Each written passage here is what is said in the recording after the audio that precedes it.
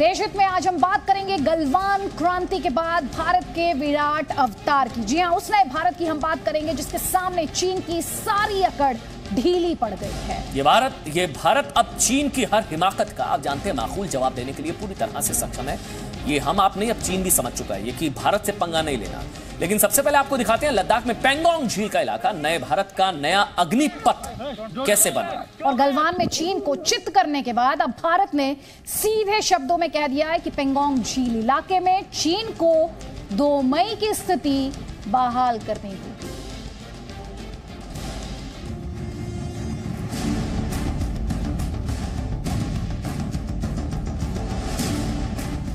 डोकलाम में रोका, गलवान में पीटा, ने विस्तार से सारी बातों को जाना। पेंगोंग लेक 13,900 फीट की ऊंचाई पर है और इसकी लंबाई करीब 134 किलोमीटर है। इस झील के करीब 66% हिस्से पर चीन का कब्जा है, क्योंकि ये झील चीन के नियंत्रण वाले तिब्बत से निकलकर भारत तक आती है। पेंगोंग झील के आसपास पहाड़ हैं और इन पहाड़ों के निचले हिस्सों को फिंगर्स कहा जाता है, क्योंकि इनका आकार हाथ की उंगलियों जैसा है। पेंगोंग झील इन्हीं फिंगर्स के साथ साथ बहती है। फिंगर 4 तक भारत का कब्जा है और फिंगर 3 और 4 के बीच में भारत की पोस्ट भी है। लेकिन भारत की सेना पश्चिम से पूर्व की ओर फिंगर 8 तक पेट्रोलिंग भी करती है, क्योंकि भारत का दावा है कि LAC असल में यहीं तक है। इसी तरह चीन यह दावा करता है कि फिंगर 2 तक का इलाका उसका है और इस इलाके की निगरानी के लिए चीन ने फिंगर 8 पर अपनी सैन्य पोस्ट भी बनाई है। अब ताजा विवाद तब शुरू हुआ जब चीन ने भारत की सेना को फिंगर 8 तक पेट्रोलिंग करने से रोक दिया और फिंगर 8 से फिंगर 4 के बीच 8 किलोमीटर इलाके पर कब्जा कर लिया। इसके लिए चीन ने फिंगर 8 और फिंगर 4 के बीच बंकरों का भी निर्माण किया है। यानी चीन गलवान और पेंगोंग लेक के पास धीरे धीरे उन इलाकों पर कब्जा करना चाहता है जो या तो भारत का हिस्सा रहे हैं या फिर भारत और चीन के बीच विवाद का विषय है। और इसीलिए भारत हर हाल में पेंगोंग झील के पास चीन की हरकत पर अंकुश लगाना चाहता है। ब्यूरो रिपोर्ट, जी मीडिया। और इसी खबर को और ज्यादा तफसील से और आसान भाषा में समझने के लिए आपको सीधे लेकर चलते हैं मेरे सहयोगी कृष्ण मोहन मिश्रा के पास। कृष्ण मोहन, सबसे पहले पेंगोंग सो की ही बात कर लेते हैं। फिंगर 4 से फिंगर 8 पूरा विवाद क्या है और किस तरह भारत ये कह रहा है कि 2 मई वाली जो स्थिति है उसे बहाल किया जाए, इसका मतलब क्या है? देखिए, फिंगर 1 से फिंगर 8 और उसके आगे सिरजाप और उसके आगे चिपचाप रिवर, दरअसल पूरा अक्साई चिन भारत का था। और 50 के दशक में जब चीन ने वहां पर सड़कें बनानी शुरू की तो भारत ने एक फॉरवर्ड पॉलिसी अडॉप्ट की, जिसके तहत आगे जाकर अपनी पोस्ट बनाई गई। चिपचाप रिवर पर भी वो थी, भारतीय सेना की पोस्ट थी। और 1962 में जब लड़ाई शुरू हुई तो चीन ने चिपचाप रिवर की जो पोस्ट थी उसे ध्वस्त किया। उसके बाद सिरजाप 1, सिरजाप 2, इन सारी पोस्ट को ध्वस्त किया। 18 गुरखा राइफल्स की वहां पर एक कंपनी थी जो पूरी तौर पर उसको नष्ट कर दिया था चीनियों ने फायरिंग और टैंकों के जरिए। मेजर धन सिंह थापा जो उस समय वहां पर कंपनी कमांडर थे, उनको बाद में परमवीर चक्र मिला था। बहरहाल, भारत फिंगर 1 से फिंगर 8 तक के इलाके को अपना मानता है और फिंगर 8 तक भारतीय सैनिक पेट्रोलिंग करने जाते हैं। हालांकि यही वो इलाका है फिंगर 5 से फिंगर 8 के बीच का, जहां पर भारतीय और चीनी सैनिकों के बीच में फेस ऑफ की नौबत लगभग हर साल आती है।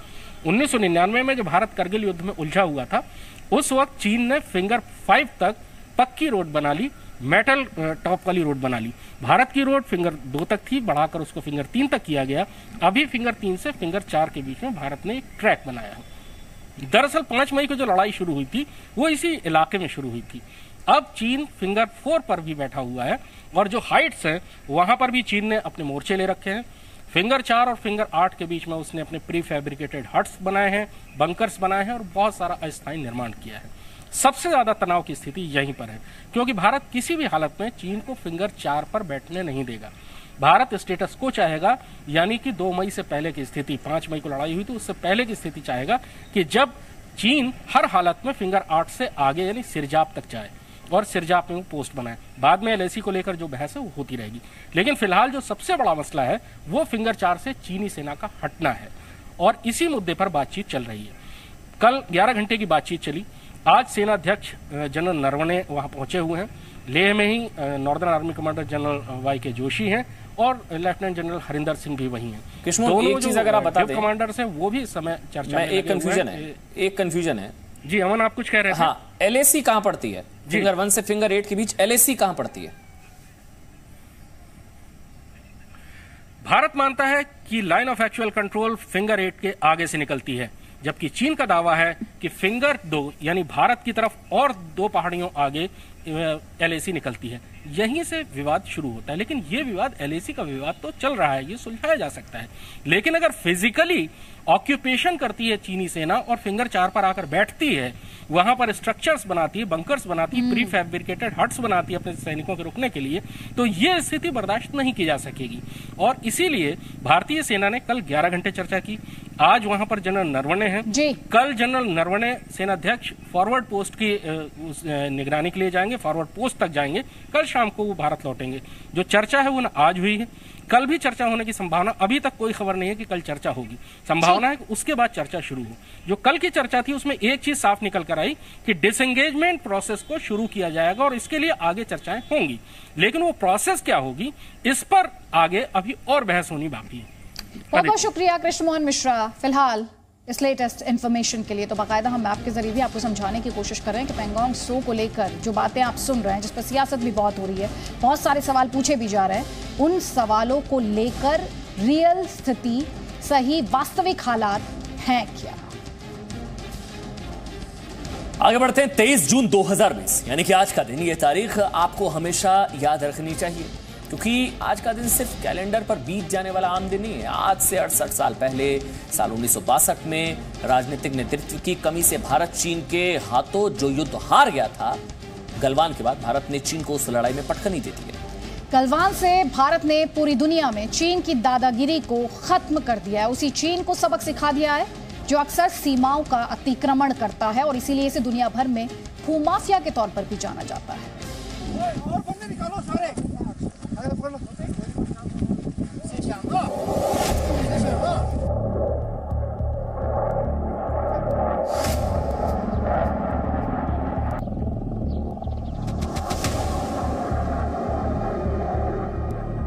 2 कलाम में चीन के लिए जो सबक अधूरा रह गया था, वो गलवान में आकर पूरा हुआ।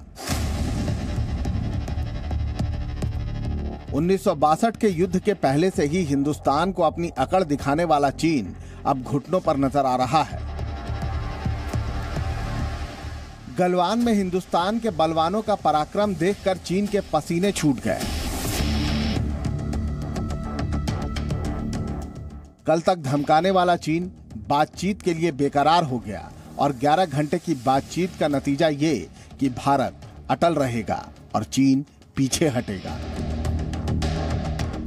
ये नया भारत है जो अब शिकायत नहीं करता, वो समाधान करता है, और गलवान में हिंदुस्तान ने चीन के लिए समाधान तय कर दिया है। सीमा पर भारी तनाव और गलवान में भारतीय सेना के पराक्रम के बाद भारत और चीन के बीच 22 जून यानी सोमवार को कोर कमांडर स्तर की बातचीत हुई, और ये बातचीत भारत के लिए कितनी बड़ी जीत है आपको ये भी बताते हैं। जी न्यूज को सूत्रों से जो जानकारी मिली है उसके मुताबिक 11 घंटे की इस बातचीत के दौरान भारत चीन में तनाव कम करने पर सहमति बनी है। दोनों देशों के बीच ये बातचीत सकारात्मक रही और LAC पर टकराव टालने को लेकर भी सहमति बनी। सूत्रों के अनुसार भारत ने गलवान में हुई झड़प पर नाराजगी जताई और चीन को स्पष्ट कह दिया कि वो पैंगोंग झील के पास से अपने सैनिक हटा ले। बड़ी और अहम बात ये कि इस बातचीत के लिए चीन ने पहल की थी, क्योंकि चीन की सरकार गलवान में भारत के पराक्रम के बाद से दबाव में है। जानकारों की माने तो चीन पर इस वक्त 2 तरफा दबाव है। एक ओर जहां भारत का रुख बदला हुआ है, वहीं दूसरी ओर चीन अपने देश को ये तक नहीं बता पा रहा कि गलवान में उसके कितने सैनिक मारे गए। चाइना में कम्युनिस्ट पार्टी और जीपेंग दोनों के ऊपर जबरदस्त प्रेशर है कि वास्तव में वहाँ के लोगों को बताएं कि उनका कितना नुकसान हुआ है गलवान वैली में। तो इस प्रेशर के कारण चाइना ने आखिर में मान लिया कि उनकी भी कैजुअलिटीज हुई हैं, लेकिन कहा है कि उनके लोग जो है 20 से कम मरे हैं, जबकि हिंदुस्तान ने कल लिस्ट जारी की है 55 कैजुअलिटीज की, जो उनकी डेथ्स हैं उनके नाम के अनुसार। चीन की हालत यह है कि वो अपने ही सैनिकों की मौत पर खामोश है, क्योंकि वो जानता है कि अगर यह आंकड़ा उसने दुनिया को बता दिया तो चीन के लोगों का भरोसा अपनी ही सरकार से उठ जाएगा, और साथ ही साथ चीन ने दुनिया में जो अपनी झूठी ताकत का ढिंढोरा पीट रखा है उसकी भी पोल खुल जाएगी। दूसरी ओर भारत अपने शहीदों को गर्व से सलाम कर रहा है और उन वीरों का हौसला बढ़ा रहा है जिन्होंने गलवान में चीन के गुरूर और गुमान को मिट्टी में मिला दिया। सेना प्रमुख जनरल मनोज मुकुंद नरवणे ने मिलिट्री हॉस्पिटल में बहादुर सैनिकों से मुलाकात की। सेना प्रमुख 2 दिन के दौरे पर लेह पहुंचे हैं। मिलिट्री अस्पताल में वो जवान भर्ती हैं जो 15-16 जून को गलवान घाटी में चीनी सैनिकों से लोहा लेते हुए घायल हुए थे। आर्मी चीफ ने इन बहादुर जवानों से बातचीत कर उनका हाल जाना और उनके जल्द ठीक होने की कामना की। देश को गलवान के योद्धाओं पर गर्व है क्योंकि इनके पराक्रम ने गलवान से गोल्डन इंडिया की शुरुआत कर दी है। ये देश की सेना के लिए स्वर्णिम काल है, देश के सम्मान का स्वर्णिम काल है, जिसने चीन को झुकने पर मजबूर कर दिया है। चीनी सेना के पीछे हटने के लिए बातचीत जारी रखने पर सहमति हो गई है, लेकिन किस जगह से चीनी सेना कितना पीछे हटेगी, ये इस पूरी बातचीत का सबसे पेचीदा मोड़ होगा। यानी ये बातचीत अभी लंबी चलेगी। वहीं दूसरी ओर पीछे हटने को राजी होने के बाद भी गलवान में चीनी सेना के धोखे की शिकार भारतीय सेना अब हर कदम बहुत ज्यादा फूंक फूंक कर रखेगी। यानी बातचीत में अभी और कई मोड़ आएंगे। कृष्ण मोहन मिश्रा, जी मीडिया, दिल्ली। तो जब ये खबर हम आपको दिखा रहे हैं, हम आपसे एक बार फिर से वही सवाल पूछ रहे हैं। चीन की फिलॉसफी की अगर बात की जाए, उसके दर्शन शास्त्र की बात की जाए, तो कौन सा वर्ड उसके सेंटर पर है? धोखा। इसीलिए हम कह रहे हैं कि चीन पर विश्वास किया जा सकता है। आपको यहां पर यह भी समझना होगा कि गलवान संघर्ष से भारत ने चीन को क्या मैसेज दिया, क्या बड़ी बातें निकल कर आई, क्या वार्निंग निकली। तो पहली चेतावनी तो यही निकली कि भारत अपने फैसले खुद करता है। और दूसरी सबसे बड़ी चीज कि अतिक्रमण बर्दाश्त नहीं होगा किसी भी कीमत पर, चाहे दुश्मन खुद को कितना ही ताकतवर दिखाने की कोशिश क्यों ना करे। ताकतवर होता नहीं है वैसे, बस दिखाने की कोशिश क्यों ना करे। तीसरी चेतावनी, इतिहास से सबक लेकर ही रिश्ते आगे बनाए जाएंगे, इतिहास से सबक लेकर। और 2020 के भारत का एक और संकल्प सामने आया कि अब हिंदुस्तान डॉसियर नहीं सौंपेगा, दस्तावेज नहीं देगा, अब हिंदुस्तान शिकायत नहीं करेगा, कुल मिलाकर खुद ही समस्या का हल समाधान कर लेगा। और 5वीं बड़ी बात, सबसे बड़ी बात ये निकली कि वर्षों से बिगड़े हुए भूगोल के भूल सुधार को अब तवज्जो दी जाएगी, भूल सुधार किया जाएगा। मतलब अक्सर चीन की यहाँ पर बात हो रही है, भूल सुधार एक अक्सर चीन भी है, वो भी हमारा है। हालांकि चीन ने गलवान घाटी पर पीछे हटने की बात की है, लेकिन लद्दाख के आगे लद्दाख के लोग चीन पर भरोसा नहीं करते हैं। उनका कहना है कि वादा करके पीछे हटना चीन की आदत है। लद्दाख में इस वक्त हम सिंधु नदी के किनारे मौजूद हैं और सवाल बार बार यही उठ रहा है, क्या इस बार चीन पर विश्वास किया जा सकता है? क्योंकि चीन ने पीछे जाने का वादा तो किया है, पर क्या उस पर विश्वास किया जा सकता है? हमारे साथ तमाम लोग यहाँ पर मौजूद है, लद्दाख के स्थानीय नागरिक। सबसे पहले आपसे जानना चाहेंगे, क्या प्रतिक्रिया है आपकी? चीन विश्वास के लायक है या सिर्फ धोखेबाज है? जी बिल्कुल विश्वास के लायक नहीं है सर जी, क्योंकि बाजार में भी उन्होंने धोखा दिया, अभी भी धोखा देने का बिल्कुल पूरा चांस है सर, क्योंकि उन पर भरोसा बिल्कुल नहीं कर सकता है सर जी। आपका क्या नाम है? मेरा सेवा संपल है सर। क्या कहना चाहेंगे आप? मैं तो बिल्कुल चीन के ऊपर तो बिल्कुल हम करते ही नहीं, बिल्कुल भरोसा नहीं कर सकता। और उन्होंने 1962 में भी और 1967 में भी इस तरीके से उन्होंने हिंदी चीनी भाई बोलते हुए इन्होंने बड़ा धोखा दे दिया। और इनको दखल देना चाहिए, बिल्कुल इनको बिल्कुल जड़ से इनको बिल्कुल हम खत्म कर देना चाहिए। करते ही नहीं, इनको हम बर्दाश्त नहीं कर सकते, हम हिंदुस्तान के वीर जवान। क्या कहना चाहेंगे आप? क्या चीन विश्वास के लायक है? क्योंकि चीन तो हमेशा धोखा देता है। जी चीन तो विश्वास के लायक बिल्कुल ही नहीं, पहले भी ऐसा हुआ है, अभी भी ऐसा होगा। विश्वास के लायक तो बिल्कुल नहीं जी। तो देखिए, ये लद्दाख के आम नागरिक हैं, ये साफ तौर से कह रहे हैं चीन पर बिल्कुल विश्वास नहीं करना चाहिए, धोखा देना चीन की फितरत है। और इस बार भी चीन जिस तरह की बातें कर रहा है वो कहीं ना कहीं इसके पीछे धोखा दे सकता है, इसलिए हमारी सेना को तैयार रहना चाहिए और इस बार चीनियों को सबक सिखाना चाहिए, ऐसा लद्दाख के नागरिकों का मानना है। कैमरामैन एस जयदीप के साथ विशाल पांडे, जी मीडिया, लेह लद्दाख। लेकिन जी न्यूज पर आपको एक बार फिर से याद दिला दें, आप 3 दिन से लगातार वर्ल्ड एक्सक्लूसिव देख रहे हैं और अब आपको यह भी बता देते हैं कि गलवान में चीन की साजिश को लेकर जी न्यूज का जो वर्ल्ड एक्सक्लूसिव था उस पर किसी और ने नहीं, सुपर पावर अमेरिका ने मोहर लगाई है। जी हां, आपके चैनल जी न्यूज ने आपको बताया था कि कैसे ये प्री प्लान था। चीन ने सोची समझी साजिश के तहत गलवान में हमला किया था, लेकिन भारत के पराक्रम के सामने चीन घुटनों पर, चीन परास्त हो गया, बहुत बुरी पिटाई हुई। चीन के एक जनरल ने गलवान में झड़प का प्लान तैयार किया और अब अमेरिकी खुफिया एजेंसियों ने भी कहा है कि जिनपिंग के जनरल जोंग की, जिसकी हमने कल भी बात करी थी, उसी ने गलवान में ये साजिश वाला प्लान बनाया था। जब मई की शुरुआत में चीनी सेना ने सिक्किम से लेकर लद्दाख तक 3 जगहों पर घुसपैठ की थी, तभी से ये लगने लगा था कि ये हर साल होने वाली चीनी सेनाओं की घुसपैठ नहीं है। और 15 जून को जब सुलह सफाई के बीच चुनिंदा हत्यारे सैनिकों को भेजकर गलवान में भारतीय सेना का हत्याकांड करवाया गया, तब ये बात साफ हो गई कि चीनी सेना का कोई अधिकारी नहीं चाहता है कि भारत और चीन के बीच सुलह हो। लेकिन भारत और भारतीय सेना द्वारा उठाए गए अब तक के कदमों को देखकर लगता है कि जनरल जोंकी का ख्वाब ही रहने वाला है। कृष्ण मोहन मिश्रा, जी मीडिया, दिल्ली। तो एक तरफ जनरल जोंकी को झटका लगा और दूसरी तरफ चीन की रीढ़ पर ये एक प्रहार था। गलवान से दरअसल भारत ने सीधा संदेश दे दिया कि अब चीन के लिए खुद को महाशक्ति बताने के दिन पूरे हो चुके हैं। प्रधानमंत्री नरेंद्र मोदी ने चीन के राष्ट्रपति शी जिनपिंग को कई बार दोस्ती का हाथ बढ़ाते हुए बुलाया और उनकी काफी खातिरदारी भी की। लेकिन शी जिनपिंग शायद इसे भारत की कमजोरी समझ बैठे। भारत को हल्के में लेने की भूल कर दी शी जिनपिंग ने। जवाब गलवान में मिल गया। पिछले 6 सालों में दोनों नेता, आपके लिए जानना जरूरी है, नोट कर लिए, देश में 18 बार मिल चुके हैं। 18 बार। कुछ औपचारिक बातें हुई, मुलाकातें हुई, कुछ अनौपचारिक बातें हुई, मुलाकातें हुई। साल 2017 में प्रधानमंत्री मोदी और चीन के राष्ट्रपति शी जिनपिंग की मुलाकात से पहले ही चीन ने डोकलाम की चाल चली, लेकिन भारत के सख्त रुख को देखते हुए चीन को पीछे हटना पड़ा। फिर वुहान और फिर महाबलीपुरम में दोनों नेताओं की मुलाकात के बाद भारत चीन दोस्ती में एक नया अध्याय जुड़ता दिखा। लेकिन चीन की हरकतें फिर भी नहीं बदली और इस बार गलवान में उसने फिर से भारत की पीठ पर वार किया। तो हिंदुस्तान के जवानों ने चीन के धोखे और घमंड दोनों को चकनाचूर कर दिया, मिट्टी में मिला दिया। अब गलवान से आप कह सकते हैं कि भारत का स्वर्णिम काल, जी हां, गोल्डन ईरा शुरू हो चुका है। लेकिन इस स्वर्णिम विजय पथ की सड़क बनने की शुरुआत हुई थी अटल सरकार में। जी हां, सही सुन रहे हैं, जब रक्षा मंत्री हुआ करते थे जॉर्ज फर्नांडिस। उन्होंने ही चीन से सटे इलाकों में तेज दौरे किए।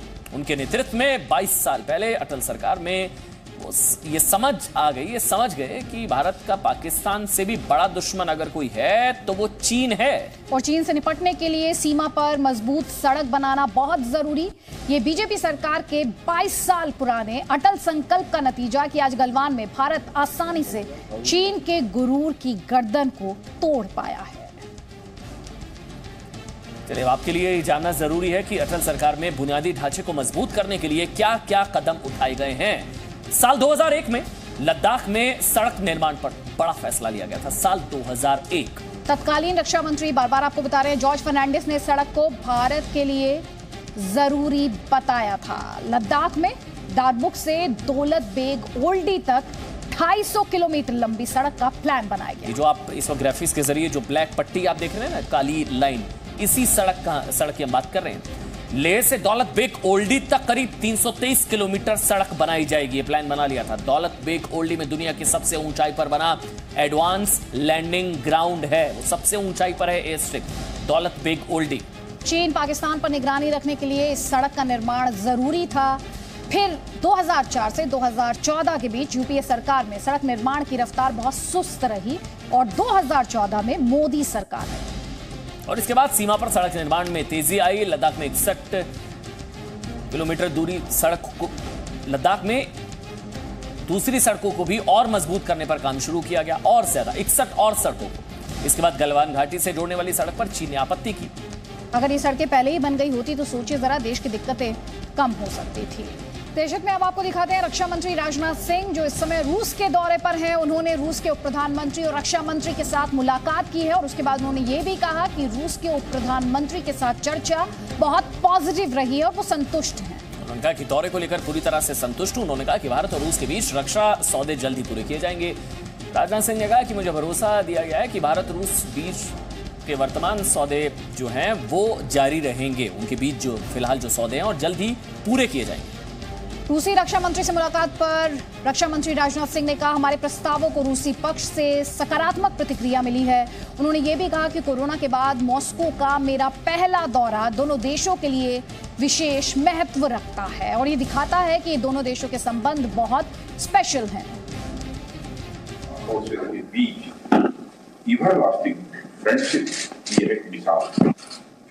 मॉस्को में मेरी विजिट कोविड पैंडेमिक के बाद इंडिया के किसी भी ऑफिशियल डेलीगेशन की पहली या फॉरेन विजिट है। यह हमारी खास दोस्ती का एक यह प्रमाण है। पैंडेमिक की सभी कठिनाइयों के बावजूद हमारे बाइलेटरल रिलेशंस डिफरेंट लेवल पर बने हुए हैं। हम हमारे प्रधानमंत्री श्री नरेंद्र मोदी के इन्विटेशन पर his excellency president of Russian federation Vladimir Putin के इस वक्त भारत आगमन को लेकर भी हम काफी उत्सुक हैं। भारत और रशिया का एक special and privilege strategic partnership वाला रिलेशनशिप है। हमारी डिस्कशन काफी पॉजिटिव और प्रोडक्टिव रही है। मुझे भरोसा दिलाया गया है कि ऑनगोइंग कॉन्ट्रैक्ट्स को मेंटेन किया जाएगा और न केवल मेंटेन किया जाएगा बल्कि उनको और तेजी से कम समय में पूरा भी किया जाएगा, यह भी भरोसा दिलाया गया है। हमारे सारे प्रपोजल्स को रशियन साइड की ओर से पॉजिटिव रेस्पॉन्स मिला है।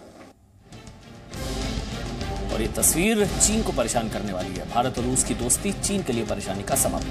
देशहित में अब हम आपको बॉर्डर पर चीन की निगरानी वाले पक्के इलाज की बात बताएंगे और ये भी बताएंगे कि चीन के खिलाफ कैसे भारत का साथ अब रूस और इजराइल भी दे रहा है। इसे आप चीन के खिलाफ इंडिया, रशिया और इजराइल का चक्रव्यूह भी कह सकते हैं। लेकिन सबसे पहले चर्चा हम करेंगे हिंदुस्तान के उस हथियार की जिसकी दूरी तक देखने वाली नजर से, जी हाँ, जिसके दूर तक देखने वाली नजर से चीन फिलहाल घबराया हुआ है। और आपको एक बार फिर से बता देते हैं कि रक्षा मंत्री राजनाथ सिंह इस वक्त रूस में हैं और ये चीन के लिए चिंता बढ़ाने वाली खबर इस लिहाज से भी है। हालांकि चीन के विदेश मंत्री, भारत के विदेश मंत्री और रूस के विदेश मंत्री की बातचीत हुई है, लेकिन रूस से भारत को बड़ी मदद मिल सकती है हथियारों के लिहाज से। क्या मदद है ये, हम इसकी जानकारी आपको देते हैं। भारत जिन हथियारों की रूस से जल्दी डिलीवरी चाहता है, अगर वो मिल जाते हैं तो युद्ध के हर मैदान में 2020 का नया हिंदुस्तान चीन पर और ज्यादा भारी पड़ेगा। देखिए, क्योंकि इनकी शक्तियां आप जानते हैं बेमिसाल है। भारत की तरफ से बताया जा रहा है कि रिक्वेस्ट ये की जा रही है कि जो हथियार हैं, जो युद्धपोत हैं, जो लड़ाकू विमान हैं, उनको समुद्री रास्ते की बजाय हवाई मार्ग से भेजा जाए।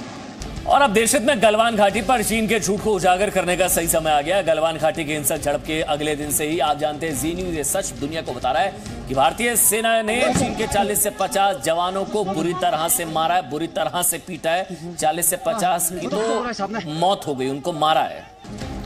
तो शी जिनपिंग पर अपने ही घर में लगातार दबाव बनता हुआ और बार बार घर वाले ही अब ये पूछ रहे हैं शी जिनपिंग से कि पीएलए के कितने जवानों की मौत हुई भारतीय सैनिकों के हाथ। और चीन ने कोरोना दिया, चीन का ही तो इलाज हम कर रहे हैं। कोरोना का इलाज भी संभव होगा क्या? संजीवनी मिल गई है। जी हाँ, ऐसा दावा किया जा रहा है। कोरोना की पहली दवा भारत में बना ली गई है, तैयार कर ली गई है, दावा कर रहे हैं स्वामी रामदेव। जी हाँ, वो कह रहे हैं कि उनकी संस्था ने कोरोना की दवा तैयार कर ली है, इसे आज लॉन्च किया गया है। रामदेव ये भी कह रहे हैं कि इस दवा का सेवन करने वाले मरीज अधिक से अधिक 7 दिन के अंदर कोरोना नेगेटिव हो जाते हैं। उनका दावा है कि कोरोना की दवा का क्लिनिकल ट्रायल भी सफल रहा है। जिस महामारी ने दुनिया को दहशत में डाल रखा है, जिस वायरस की चपेट में आकर लाखों लोगों की मौत हो चुकी है, जिसने भारत में भी हजारों लोगों की जान ले ली है, उस कोरोना की पहली दवा तैयार करने का दावा योग गुरु बाबा रामदेव ने किया है। 69% पेशेंट्स की रिकवरी और 7 दिन के अंदर 100% रिकवरी रेट। योग गुरु रामदेव ने कहा है कि उन्होंने कोरोना वायरस को मात देने वाली दवा तैयार कर ली है, जिसका नाम कोरोनिल है। योग गुरु रामदेव के मुताबिक कोरोनिल क्लिनिकल ट्रायल में सफल रही है। कोरोनिल दवा पतंजलि रिसर्च इंस्टीट्यूट और national institute of medical science Jaipur ने मिलकर बनाई है। This is not only control, cure है ये उसका। और बड़ी बात है कि ये कहते हुए हमें फक्र है कि इसमें 100% रिकवरी रेट है विद इन 2 to 7 days और 0% डेथ रेट है। ये भी बहुत बड़ी बात है और ये दुनिया के लिए। योग गुरु रामदेव का दावा है कि कोरोनिल भारत ही नहीं पूरी दुनिया में कोरोना की पहली आयुर्वेदिक दवा है, जिसके ट्रायल के दौरान 69% कोरोना मरीज 3 दिन में ही ठीक हो गए। इसके अलावा ट्रायल के दौरान 7 दिन में 100% कोरोना मरीज नेगेटिव पाए गए। ये स्वासारी खाली पेट 3-3 गोली 3 बार और कोरोनिल खाने के बाद 3-3 गोली 3 बार, इतना करने मात्र से व्यक्ति, मैंने कहा 3 दिन में 69% पेशेंट्स की रिकवरी और 7 दिन के अंदर 100% रिकवरी रेट, 0% डेथ रेट बिना किसी कॉम्प्लिकेशंस के। यह एक बहुत बड़ी उपलब्धि थी। स्वामी रामदेव के मुताबिक कोरोनिल के साथ 2 और दवाओं का सेवन करना चाहिए। ये है श्वासरी और अणु तेल। इन तीनों को मिलाकर कोरोना किट बनाई गई है, जिसके इस्तेमाल में कोरोना मरीज के ठीक होने का दावा किया गया है। स्वामी रामदेव के मुताबिक इस दवा के लिए तमाम एजेंसियों से अनुमोदन लिया गया है। दावा है कि कोरोनिल दवा का ट्रायल 280 मरीजों पर किया गया है। यह चुनौतीपूर्ण कार्य था और इसमें बहुत तरह की बाधाएं भी आई कि आयुर्वेद का क्लिनिकल कंट्रोल ट्रायल करना यह अपने आप में बहुत बड़ा जोखिम भरा काम लोग मानते थे कि ऐसा तो नहीं कि कहीं लोक भाषा में बोलते हैं कि कहीं कोई बला गले तो नहीं पड़ जाएगी, कोई बला गले पड़ी, बल्कि दुनिया की सबसे बड़ी बला टल गई। उसके लिए डॉक्टर तोमर जी का हम अभिनंदन करते हैं। दावा किया जा रहा है कि कोरोनिल में गिलोय, तुलसी और अश्वगंधा जैसी चीजों को शामिल किया गया है जो इम्यूनिटी सिस्टम को मजबूत करते हैं।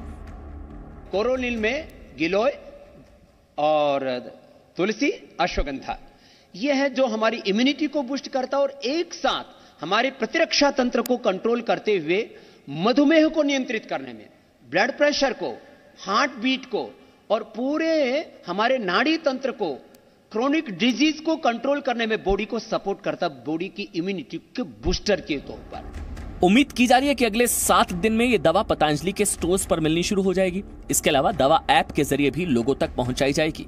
ब्यूरो रिपोर्ट, जी मीडिया। हालांकि दावा किया जा रहा है, लेकिन आयुष मंत्रालय की तरफ से कहा गया है कि पहले कागज दिखाएं, उसके बाद ही विज्ञापन दिखाएं।